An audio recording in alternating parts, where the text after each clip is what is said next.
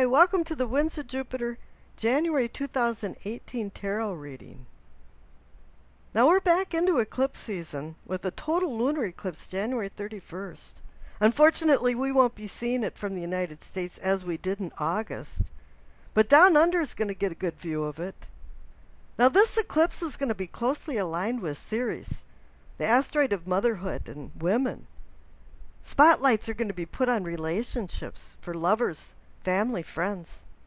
And if we look back at what's going on in the first of the month, on January 2nd, there's going to be a full moon in Cancer.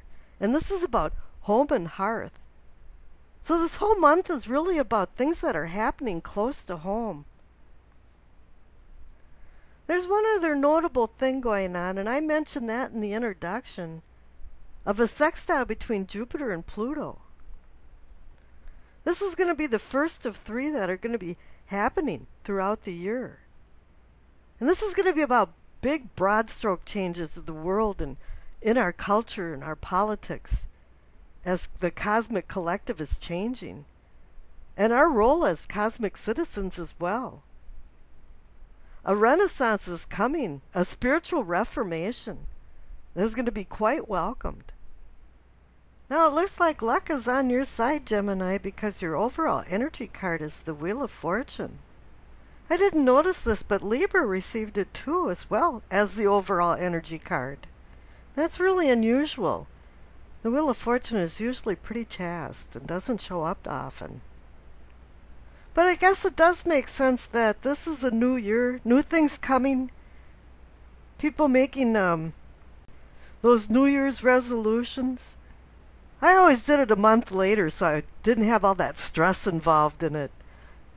But the Wheel of Fortune does reinforce that the cycles of life are now moving pretty fast. And now it's on an upswing for you, an auspicious time to act. This is bringing some kind of unity together. I think you might have sprinkled some seeds a long time ago that are now starting to grow. Things are changing pretty fast, actually, for some people. Now, the cards on the left, for what you know, receive the Ten of Pentacles and the King of Pentacles.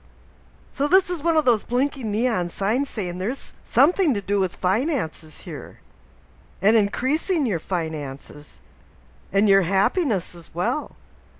Because the Ten of Pentacles is about happiness, fulfillment, satisfaction. Hard work was involved in this. But now it's come to fruition. You know, the fruits of your labors type thing. I call this the retirement card, and a lot of times people aren't at that retirement age. But it's just saying you're comfortable. Things are kind of falling into place. But now they're going to be changing again because this is a 10 card. And that card indicates endings and new beginnings. I kind of have a feeling that you're going to be picking up where you left off somewhere. That's why the wheel keeps spinning. It's just going back around. Pentacles can also indicate good health or recovering from an illness into good health. Now you have the King of Pentacles, the epitome of the court cards. The card of control. A king is learned through experience. And he does help you attain your long-term goals. And of course, this is about finances again. I call him the CEO because he does manage his life like it is a corporation. And everything in its place, and he knows where all the money's going and making it accountable. But he's not greedy. He just likes the comfort of things that money brings. I think sometimes it's just a personal challenge of him to be the best. Make the best of his potential. And he's challenging you as well. Now there's going to be some events and things that are going to be happening very quickly because the cards next door are the Eight of Wands and the King of Cups. And the Eight of Wands is about quick unfolding events. It's about messages. It's about travel. There really isn't anything negative about this card. This card helps you through the different seasons of your life, different changes that are happening. It helps you go through seamless transitions that are happening with this Wheel of Fortune, because I think things are moving pretty fast. Or they will be for some people. Maybe things aren't going to, or maybe the trip switch isn't going to be hit until January 31st when the eclipse is happening. And I'm saying that too because you have the King of Cups along with the Eight of Wands. And the King is about emotions, and that's what this eclipse is all about.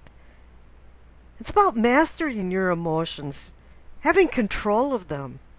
You've got some pretty strong cards here for finances and emotions, luck, and changing things, and having help with this transition of all of this. Now, when everything's going smoothly, you have to expect a wrench in the gears. In the cards next door, you receive the Five of Wands and the Six of Swords. Now, the Five of Wands is a conflict card, a card about obstacles falling into your path. Not everything or everybody is agreeing with the directions that you're taking or what you're doing in life. But then again, if people are opposing you, they're the ones that don't have to live your life. You're the one that has to live it. But when people do disagree, it does make you pause and make you rethink about what you're doing. Do you actually agree with it? This is a Wands card, and this could be maybe things are fired up and there's maybe too much enthusiasm, that you should step back and think about what you're doing. Utilize the master thinking of the King of Pentacles and the King of Cups. Now, whatever it is that you've been thinking about, you're going to change your direction. Because you have the Six of Swords there, and this is going from turbulent waters to tranquil waters. So maybe a change was needed in order to receive the luck with this Wheel of Fortune card and the fulfillment that you want with the Ten of Pentacles. Sometimes when things move fast with the Eight of Wands, it's hard for you to keep up. This card can be about travel as well, just as the Eight of Wands is. So maybe there is going to be some change of scenery here coming up. But you're overcoming the Five of Wands card with the Six of Swords card there. There's some new directions going. And now for the future, receive the Eight of Pentacles, the Empress, and the Six of Pentacles. Let's talk about the Six of Pentacles first, because it's connected to the Six of Swords of moving on. You have to make sure in your future now that giving and receiving is balanced. Because the Six of Pentacles is about that. It's about balancing a fulcrum, the fulcrum of a scale. Making sure that you're not doing too much or too little, and other people are helping you as well. People aren't being exploited, where if I give you this, therefore you have to do that for me. But there's going to be some new projects coming in, and that's between the combination of the Eight of Pentacles and the Empress. The Empress is about fertility. Home and harvest and hearth. Harvest is the key word here. And so is fertility, because you're moving on to something new. Giving birth to new ideas that are changing your life. And you're going to be now applying these ideas because you have the Eight of Pentacles, and this card is about utilizing your talent. I call it the busy bee card. Because you're focusing on building, creating, making something. Maybe the Five of Wands were people that you worked with that were thinking that the direction of this project isn't going the way they wanted it to. So there has to be some kind of compromise. And I think that's where the Six of Pentacles comes in for the future. The giving and receiving is requiring some type of compromise. Balancing out the ideas of everybody's so it works out. And it works better, probably, with a lot of input. And I wish you acceptance, peace, and harmony.